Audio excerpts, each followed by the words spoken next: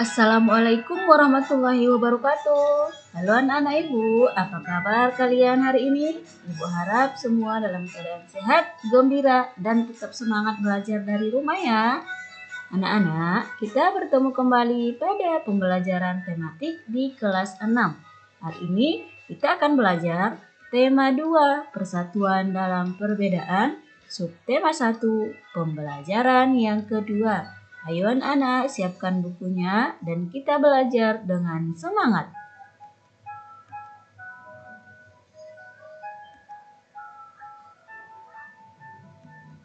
Pelangi indah karena warna yang berbeda-beda. Hidup berbangsa dan bertanah air indah jika kita hidup rukun walaupun berbeda-beda. Anak-anak ibu, coba amati gambar tentang masyarakat yang hidup rukun dalam perbedaan berikut ini. Di gambar terlihat warga yang berbeda-beda sedang melakukan kerjasama bergotong royong dalam memeriahkan hari kemerdekaan. Tentu anak-anak ibu juga melihat pemandangan yang seperti ini ya. Mari kita baca teks berikut. Perbedaan yang menguatkan. Kampung Cempaka adalah sebuah kampung transmigran. Warganya berasal dari berbagai daerah padat di Pulau Jawa. Hal itu menjadikan mereka berbeda suku maupun agama. Di kampung Cempaka hiduplah 5 orang sahabat. Ada Asnah yang berdarah Sunda, Utami dari Banyuwangi, Tony seorang anak etnis Tionghoa yang sebelumnya tinggal di Semarang, Wande dari suku Tengger di Jawa Timur, dan Marta anak seorang pendeta yang dahulu tinggal di Solo. Di kampung Cempaka, rumah mereka bersebelahan dan mereka pergi ke sekolah yang sama. Itu sebabnya mereka sangat akrab, mereka suka bermain bersama dan sering menghabiskan waktu di rumah satu sama lain. Meskipun berbeda suku, kebersamaan begitu kental terlihat dalam keseharian mereka. Mereka anak-anak lain di kampung Cempaka. Mereka setiap hari Minggu berkumpul di balai utama kampung. Biasanya, selain berolahraga bersama, mereka juga kerap berkeliling ke rumah warga, membantu melakukan apa saja yang dibutuhkan warga. Kadang-kadang mereka membantu warga lanjut usia, sekedar membereskan rumah atau menyiapkan makanan. Sesekali mereka juga membantu orang tua yang sedang bekerja bakti membersihkan lingkungan. Dari Tony, mereka belajar menari barongsai. Lalu mereka ajarkan tarian itu kepada anak-anak sekampung. Sementara itu, setiap tiba saat panen, Wande dan keluarganya akan sibuk memimpin warga membuat tumpeng gede, yaitu nasi khas dari daerah Tengger yang dibuat untuk mensyukuri berkah Tuhan dalam wujud panen raya. Sikap toleransi yang ditujukan kelima sahabat itu memang sekedar berupa hal-hal kecil. Hal kecil dalam keseharian itulah yang mencerminkan kehidupan Bhinneka Tunggal Ika di kampung Cempaka yang kaya akan perbedaan. Mereka hidup damai, berdampingan, dan tulus saling menjaga. Anak-anak, dapat kita ambil kesimpulan dari teks tersebut. Perbedaan tidak menghalangi persatuan. Dengan bersatu, kita dapat melakukan banyak hal.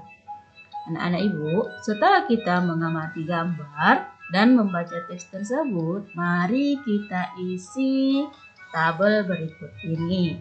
Rukun dalam perbedaan. Yang pertama, apa perbedaan yang ada anak-anak? Berdasarkan gambar dan teks yang kita baca, perbedaan yaitu suku, perbedaan agama, dan perbedaan budaya. Bagaimana kita menyikapi perbedaan tersebut anak-anak? Yaitu dengan cara bersikap toleransi atau sikap saling menghormati orang lain. Apa manfaat hidup rukun anak-anak? Kalau kita hidup rukun dengan sikap toleransi dan saling menghormati, kita akan berhidup damai. Semangat persatuan bangsa Indonesia tercermin pada seni budaya lokal, salah satunya adalah melalui tarian.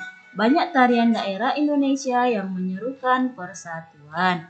Anak-anak, sekarang ayo kita lihat tari adat dari Alor bermakna persatuan, yaitu tari Lego-Lego. Baca dalam hati ya nak.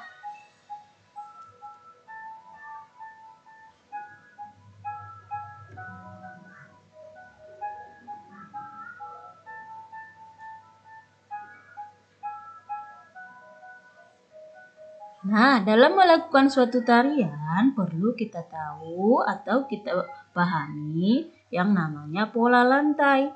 Pola lantai, seorang penari harus memperhatikan perpindahan, pergerakan, dan pergeseran posisi saat menari.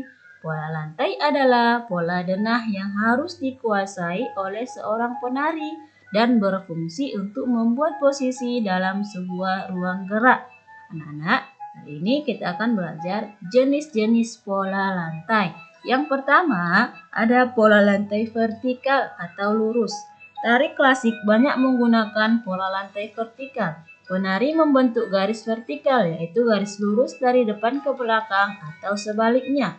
Pola lantai ini memberikan kesan sederhana tetapi kuat. Tari yang biasanya memiliki pola lantai vertikal yaitu tari Yospan dari Papua, tari Seringki dari Jawa Tengah, dan tari Bari Cengkedan dari Bali.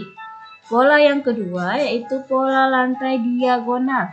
Penari berbaris membentuk garis menyudut ke kanan atau ke kiri, seperti tari Gending Sriwijaya dari Sumatera Selatan.